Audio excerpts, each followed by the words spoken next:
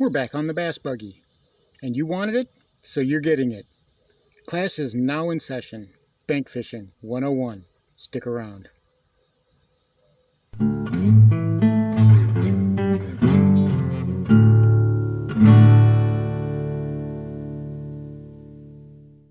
Alright, I'm ready for a day out on the water, bank fishing. Let me see. I don't know if I have enough stuff. I should probably go get more stuff. Yeah, that's what I need. I need to make sure that I have everything. You can't be bank fishing unless you have everything that you need. And I need to make sure I have everything that I need. I need to get more stuff. This isn't enough.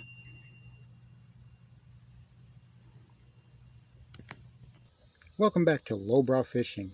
And today starts a very special series. Over on the community page, I asked you what kind of videos do you want me to make most? And overwhelmingly it came back, bank fishing videos. You want the tips and tricks from the bank. So today, we're starting a very special series, Bank Fishing 101. And today is the first episode. It's the first class. And we're going to start from the very beginning. These are the things that I do to get ready to go out on the water. The first thing you need to do is to be familiar with a couple of apps. Get a weather app. You're going to want to check the weather. And another thing you're going to need is Google Earth, preferably the Pro version. Get both of these. Now, I really don't have a preference for a weather app. I just use goodoldweather.com, which is the weather channel. But Google Earth is indispensable, and I'm going to show you why. But the first thing you need to do before you even head out is to familiarize yourself with the body of water that you're going to be fishing on. I do this by checking the weather and then using Google Earth to go over this body of water with a fine-tooth comb.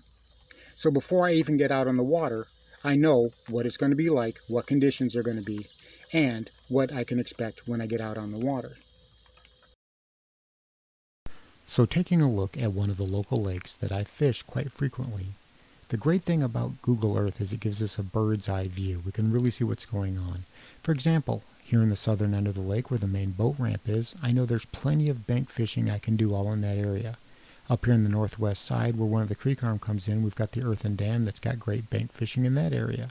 And then over here on the northeast side is the back boat ramp, and I know I can walk all around in there and do some bank fishing as well. So real quickly we've identified 3 spots that we can fish from the bank. But we can even zoom in and target some more areas, such as this back spillway dam that gives us access to deeper water. And we see that this campgrounds here, they're on peninsulas, and we can walk all around them. So not only is it something that we can use to help us identify where we can fish, but we can actually get an idea of how deep the water is, what the conditions are going to be.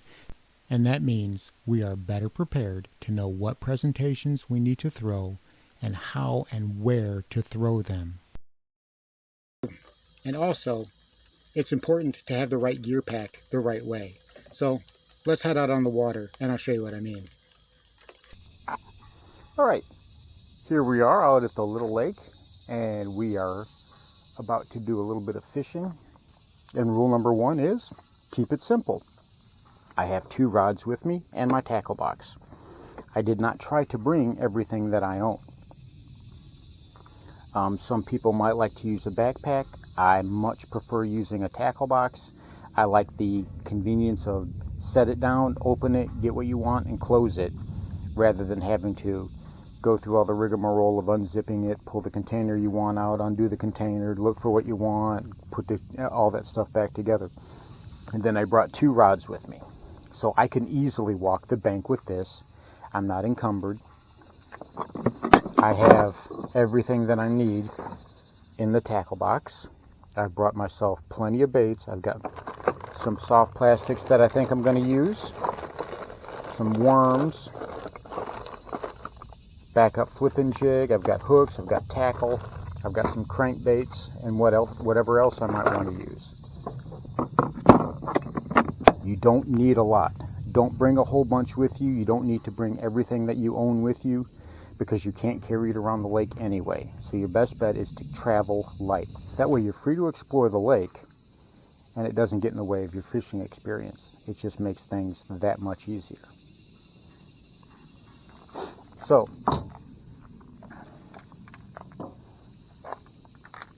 And I brought, and the two rods that let me go ahead and show you the rods that I brought. This is a multi-purpose do-it-all setup. This is a 7-to-1 gear ratio bait casting reel. And I've got it's a medium finesse setup. It's not my light finesse. This is a medium power rod, and this is a medium heavy. And these are basically my two do-it-alls. If I want to fish something lighter, I can do it on this, even with a little bit of topwater. This is rigged where I can even do some smaller topwater. And then this is rigged where I've got a Texas rig on there now, but I can do a lipless crank or a spinnerbait on there if I need to. Again, we want to keep it simple. Well, we're traveling light so we can explore as much as we can, cover as much water we can, and hopefully put ourselves on fish sooner rather than later. So, let's go ahead and take a walk down here and see what we can catch. Now, this is where the idea of doing your homework beforehand comes into play. I checked Google Maps, and I checked my weather. The wind is going to be a northern wind, so that means that the current's going to be coming straight at my face. Oops, how about we do that? I know the wind is going to be out of the north, which is going to push it straight at my face.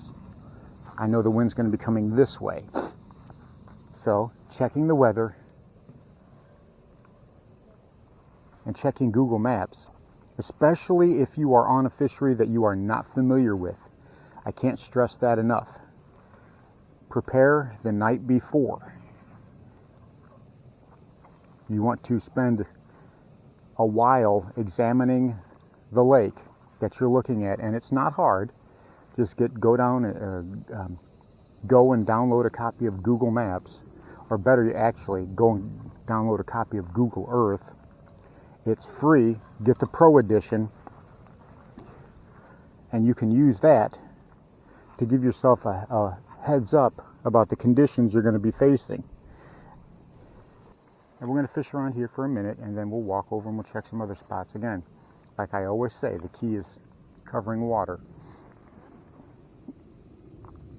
And if you're not traveling light, you can't cover water. So, get you a couple of different types of rods. That way you can maximize, with those two rods, you can maximize the amount of presentations that you can offer the fish.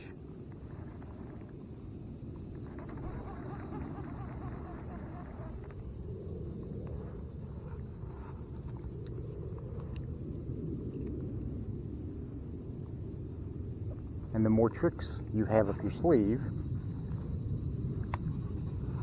the more prepared you can be to catch fish. You've got to be able to adapt. Even if what you're throwing to begin with is catching fish, you never know. Fish are fickle creatures. That bite might change. So there you have it. Make sure you're prepared before you go, so you know what you're going to throw and you know where you're going to throw it. Another thing is to make sure that you're packed light and mobile so you can move around. You don't want to be weighed down by 50 pounds of gear. Hopefully, this series will help you become a better bank angler and a better angler in general. I'll be having the next episode very soon, and in that one, we'll start covering more of what I throw, how I throw it, and what I'm looking for when I'm finding fish. Until then, thanks for watching Lowbrow Fishing. We'll catch you in the next one.